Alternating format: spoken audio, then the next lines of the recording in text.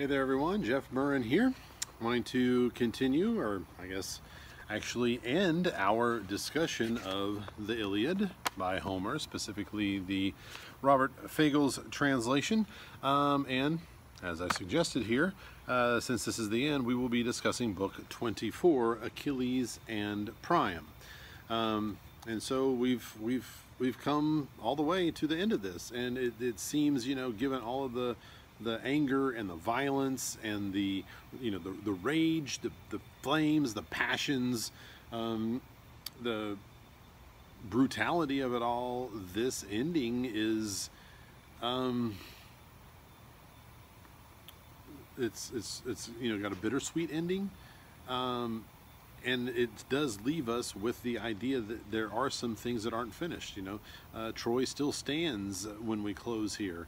There is not that fabled Trojan horse in this. We learn of that in subsequent works. It's mentioned in the Odyssey and definitely focused upon in the Aeneid.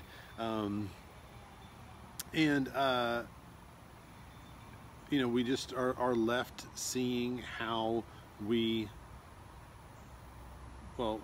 Trojans care for Hector, how they retrieve him, care for him.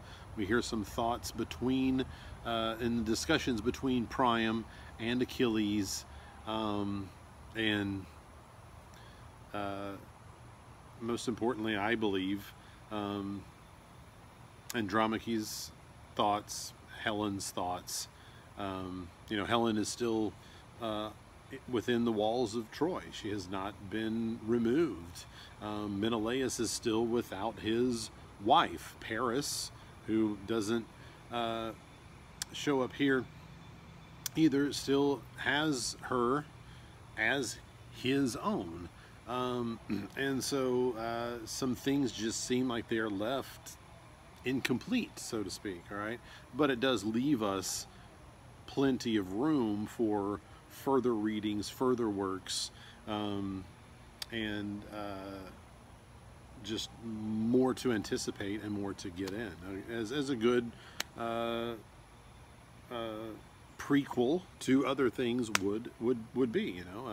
I know that reading books in series have become extraordinarily popular, especially with young adult readers, and so this is really no different than that. But let's go ahead and let's get into this and let's see what we have here. I'm going to start looking at the way Achilles still treats Hector's dead body on the top of page 589. That second line there says, "Then he'd yoke his racing team to the chariot harness, lash the corpse of Hector behind the car for dragging, and haul him 3 times around the dead Patroclus' tomb. And then he'd rest again in his tents and leave the body sprawled face down in the dust." Okay, so he's still trying to defile Hector's body days after he's brought Hector's body back into the ramparts to where the Greeks have their ships. It goes on to say, "But Apollo pitied Hector, dead man though he was, and warded all corruption off from Hector's corpse and around him, head to foot. The great god wrapped the golden shield of storm so his skin would never rip as Achilles dragged him on." So no matter what Achilles is doing, trying to destroy Hector's body, his body is protected by Apollo. And it's almost as if he's wanting to do this to preserve the body as much as possible, in the same way Patroclus' body was protected, so that he will get the rites, the rituals, the burial that Apollo believes he deserves from the Trojans, so that he can have the luxury of passing on, as Patroclus mentioned in the previous book. All right. Apollo, after 12 days, goes and speaks to the gods on 39. He says, "Hard-hearted you are, you gods. You live for cruelty. Did Hector never burn in your honor thighs of oxen and flawless, full-grown goats? How can you not bring yourselves to save him, even his corpse, so his wife can see him, his mother and child, his father, Priam, and Priam's people, how they'd rush to burn his body on the pyre and give him his royal rights? All right, he's sacrificed to you. He's burned offerings to you. Why are you not allowing this proper burial to take place as it should? Okay, those are Apollo's words. All right, it says, you gods, you choose to help Achilles, that man without a shred of decency in his heart. His temper can never bend and change like some lion. There's that lion motif again, going his own barbaric way, giving in to his power. At the bottom it says, no shame in the man. All right, so he does receive word. Achilles does receive word from Thetis, his mom. Well, you know, Zeus talks to Thetis, and Thetis talks to Achilles, and finds out that he must actually give Hector's body over to Priam. All right, you can see this online. Let's say about 92 on page 591. It says, now would one of you gods call Thetis to my presence, so I can declare to her my solemn sound decree. This is Zeus speaking here. Achilles must receive a ransom from King Priam. Achilles must give Hector's body back. All right. So Thetis goes and talks to him on the bottom of page 592. And Thetis says something, you know, here on line 160 that I think is interesting. It says, I already see them looming up beside you, death and the strong force of fate. All right, so she sees death in store for her son, and we do know for a fact that that's something that does happen to Achilles. He doesn't make it home after the Trojan War is over. All right, it says on line, let's say 68, the swift runner replied in haste, so be it. Okay, after Thetis says that you must give the body over to Priam, he says, so be it. The man who brings the ransom can take the body away, if Olympian Zeus himself insists in all earnest. So if that's what Zeus wants, then that's what's going to have to happen. All right, fine. They can come here, they can offer a ransom, and if they do that, then I will give the body of Hector over to them. All right. Down on page 593, about line 185, Zeus wants to, how would I say it? He wants to ensure that Hector has no concerns about going to Achilles, going into the Argive, the Greek camp, and alone and trying to bargain with Achilles. He says, let him have no fear of death, no dread in his heart. Such a powerful escort we will send him, the giant killer. Hermes will guide him all the way to Achilles' presence. And once the god has led him within the fighter's shelter, Achilles will not kill him. He'll hold back all the rest. Achilles is no madman.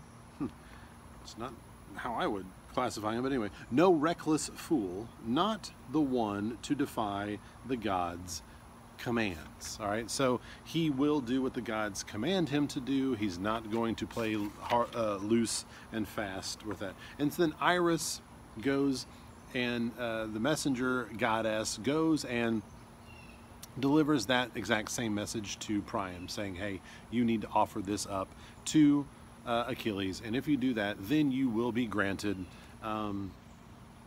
your son's body. All right. Hecuba, you can see on page 595, kind of has this like, are you nuts? Why are you going to go do this? When she's talking to Priam, Priam says, hey, I'm going to go do this, and she's just like, that's crazy, utter madness. All right. About line 252, she says, oh, would to God that I could sink my teeth in his liver, talking about Achilles, eat him raw. That would avenge what he has done to Hector. No coward the man Achilles killed. My son stood and fought for the men of Troy and their deep-breasted wives, with never a thought of flight or run for cover. All right, so she just still is, and then obviously it makes perfect sense. A mother is still grieving to the extreme about the loss of her son. Okay, and complimenting him in what he has accomplished for Troy. Below that, though, Priam says, I am resolved, I'm going to go do it. And so we see on page 596 what all of the things that are, you know, the items that he offers for ransom to Achilles. All right, this is the second, you know, after the first break right there. It says 12 robes, handsome, rich brocades, 12 cloaks, unlined and light, as many blankets, as many big white capes and shirts to go with them. He waited and carried out 10 full bars of gold and took 2 burnished tripods, 4 fine cauldrons, and last a magnificent cup the Thracians gave him once. He'd gone on an embassy and won that priceless treasure, but not even that did the old man spare in his halls. Not now, consumed with desire to ransom back his life. So he has some of the most expensive and some actual, priceless things that he will offer up, because nothing is too expensive. There is no cost too high for him to get the body of Hector back so he can perform the rites and rituals as he should. He mentions all of his sons that have been brought down, all of his fighting, fierce sons who have been brought down. It says, but dear God, this is about line 302, but dear God, my life so cursed by fate, I fathered heroes' sons in the wide realm of Troy, and now not a single one is left, I tell you. Interesting, because Paris is still alive, okay? And goes on and on and on, but he doesn't mention Paris here. And then Paris is still alive, but he doesn't mention Paris as one of the hero warrior sons that he has. I find that to be a pretty interesting point. Let's see. So now what we're going to have is a question, or not a question, but a concern from Hecuba, Priam's wife here, on page 597, but about line 339. Here, quickly pour a libation out to Father Zeus, because Priam's about to go. Okay, pray for a safe return from all our mortal enemies. Seeing you're dead set on going down to the ships, though you go against my will. But if go you must, pray at least to the great god of the dark storm cloud up there on Ida, gazing down on the whole expanse of Troy. Pray for a bird omen. We know how important these are. We've seen several of them in this entire work here. Zeus's wind-swift messenger, the dearest bird in the world to his prophetic heart, the strongest thing on wings, clear on the right. On the right, clear on the right. I want this sign on the right, not the left. We've had that discussion before. So you can see that sign with your own eyes and trust your life to it as you venture down to Achaea's ships and the fast chariot teams. But if far-seeing Zeus does not send you that sign, his own messenger, then I urge you, beg you, don't go down to the ships, not for all the passion in your heart. And as we see at the bottom of that page, and Zeus in all his wisdom heard that prayer, and straightway the father launched an eagle, truest of Zeus's signs that fly in the sky, the dark marauder that mankind calls the Black Wing. The last line of that section, all looked up, overjoyed, the people's spirits lifted. So Priam is going confidently into where the Achaeans' ships are, okay? And Zeus has Hermes escort him. Hermes is often, the epithet that goes with him is he is the giant killer, all right? So we're in good hands here, all right? Hermes, as one of Achilles' guards, comes and speaks to Priam when Priam is on the way to where the Greek ships are. I'm on page 601, about line 467. He says, I am Achilles' aide, you see. One and the same good worship brought us here. I am a Myrmidon, and my father is Polyctor, and a wealthy man he is, about as old as you. He has 6 sons, I'm the 7th, and we all shook lots, and it fell to me to join the armies here at Troy. I've just come up from the ships to scout the plain at dawn, and the fiery-eyed Achaeans fight around the city. They chafe, sitting in camp, so bent on battle now, the kings of Achaia not holding them back. And Priam asks, so if you really are the royal Achilles' aide, please tell me the whole truth, point by point. My son, does he still lie by the beached ships? Or has the Achilles hacked him limb from limb? All right, so the guide says, all right, so far, old man, no birds or dogs have eaten him. No, there he lies, still there at Achilles' ship, still intact in his shelters. This is the 12th day he's lain there too, but his body is not decayed, not in the least, nor have the worms begun to gnaw his corpse, the swarms that devour men who fall in battle. True, dawn on fiery dawn, he drags him around, his beloved comrades too, drags him ruthlessly, but he cannot mutilate his body. Okay, it's marvelous. Go see for yourself how he lies there, fresh as dew, the blood washed away, and no sign of corruption, all his wounds sealed shut wherever they struck. And many drove their bronze blades through his body. Such pains the blissful gods are lavishing on your son, dead man though he is. The gods love him dearly. So here's the deal. He's telling him that, you know, there is this marvelous thing. Apparently your son is favored by the gods because no matter what has happened, yes, he died, yes, but he cannot be further defiled.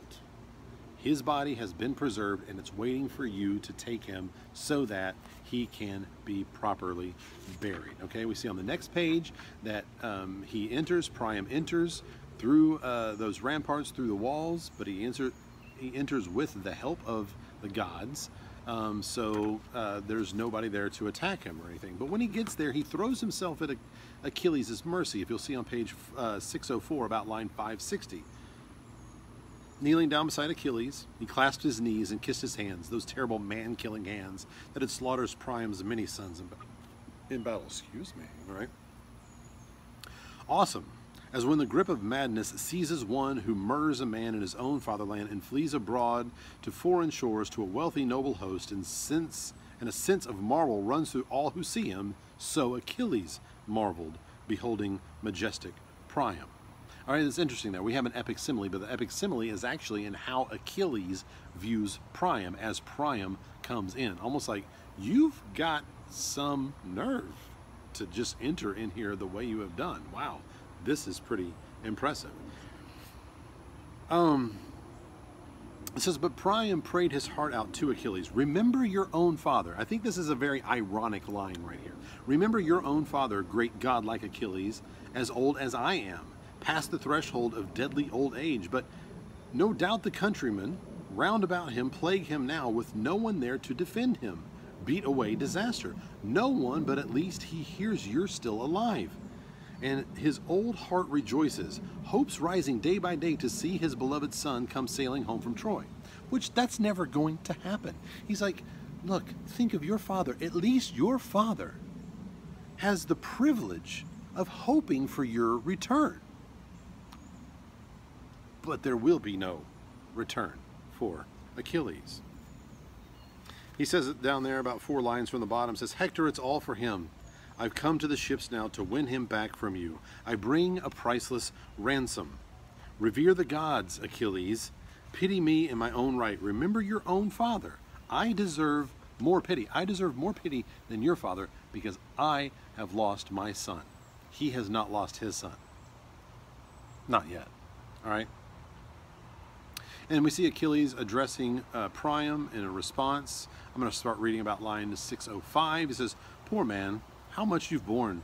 Pain to break the spirit. Right? You've just endured a lot of hardship.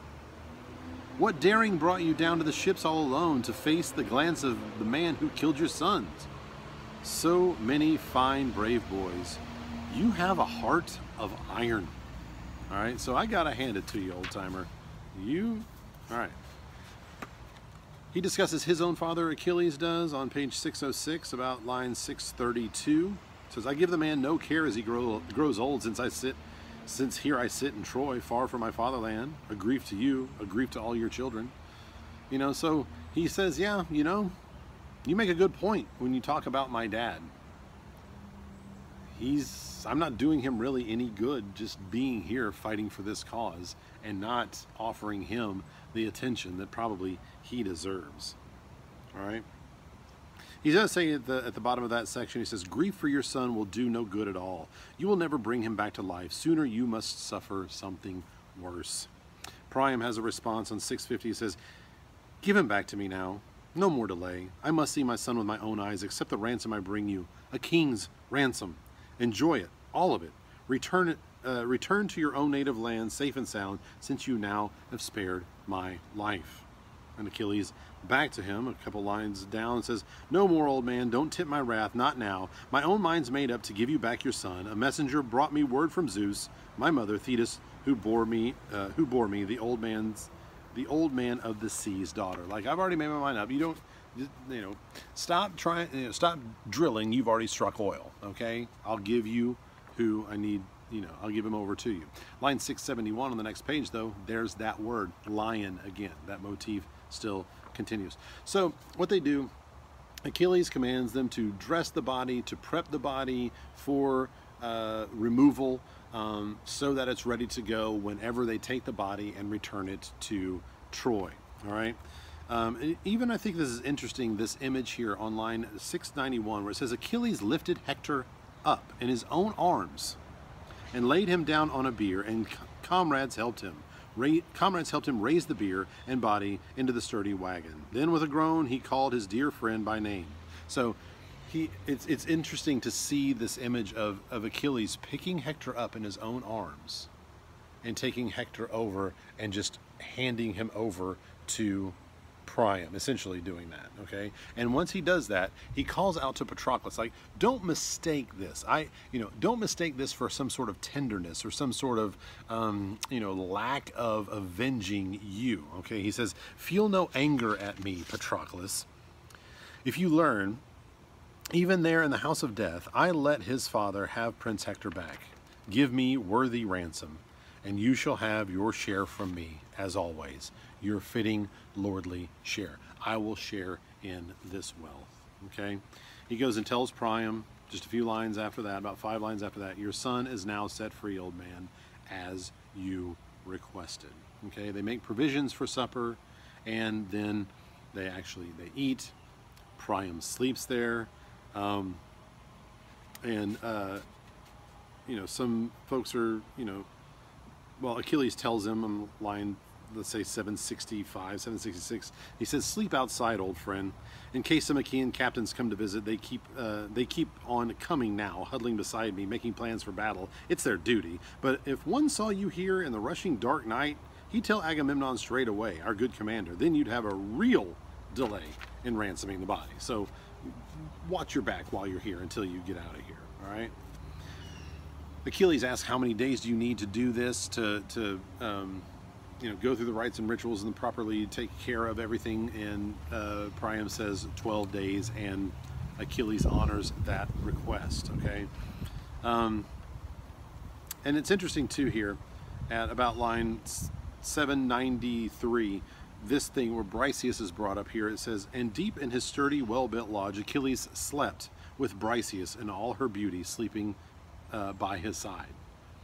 So that's the girl that he got in all this fight for. So here they are together, and I guess he's got no more issue with that. He's got his trophy back from Agamemnon. All right. Anyway.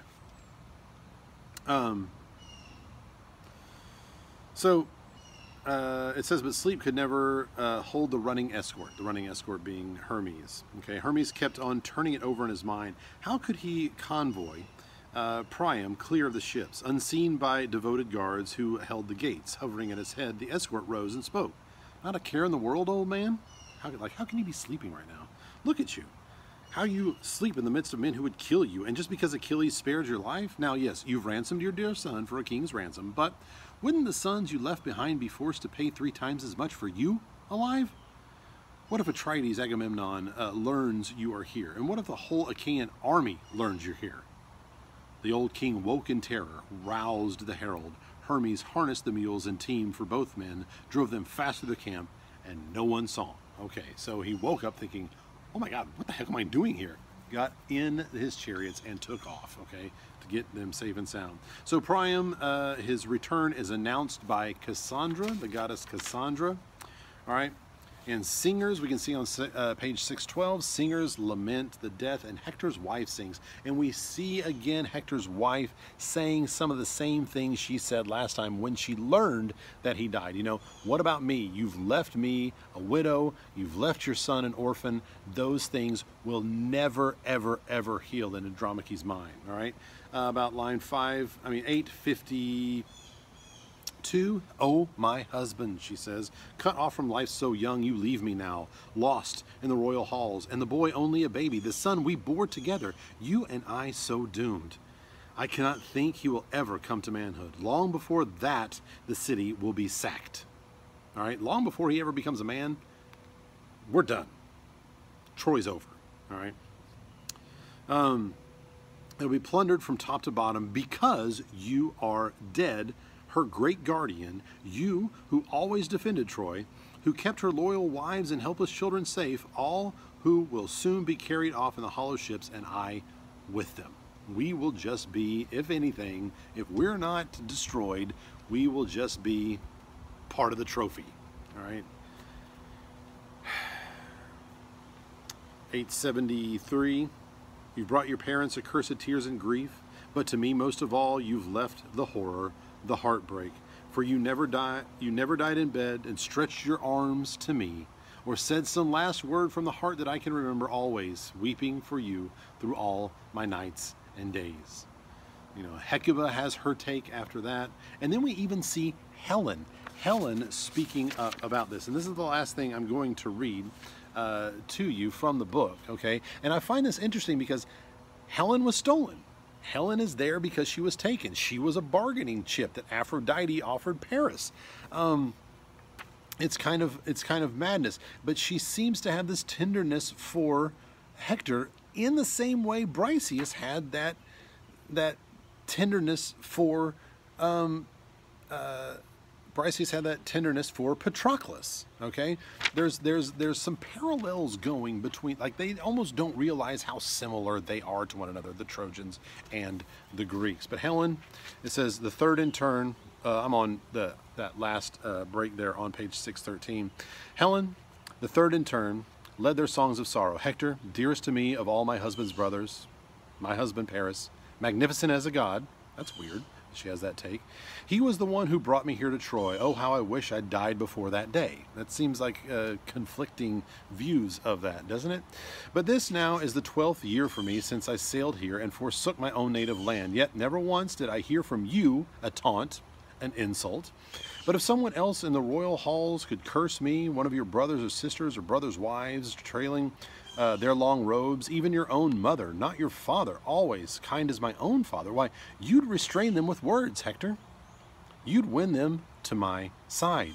You with your gentle temper, all your gentle words. And so, in the same breath, I mourn for you and me, my doom-struck, harrowed heart. Now there is no one left in the wide realm of Troy, no friend to treat me kindly. All the countrymen cringe from me in loathing. I have no ally now in Troy. Yes, Priam treats me well. Okay. But everybody else insults me. Now that you're gone, there's nobody to set them straight when they do that. This is going to be hell on earth for me. All right? After that, they build a pyre for Hector. They burn Hector. They give him the burial he deserves so that he may cross over. It says the last line, and so the Trojans buried Hector, breaker of horses. And there we end it. Not a flourish, really, okay? Sort of a whimper as we go out here, all right? But stay tuned. There's plenty more where that came from as far as the Greeks are concerned. We will begin our study of the Odyssey here shortly. So stay tuned for that. Grab yourself a copy of that. Start reading book 1 of the Odyssey. Annotate it. Formulate some thoughts of your own. Then come back here and I will start giving you my thoughts on that amazing epic tale. All right? So until then, and as always, happy reading.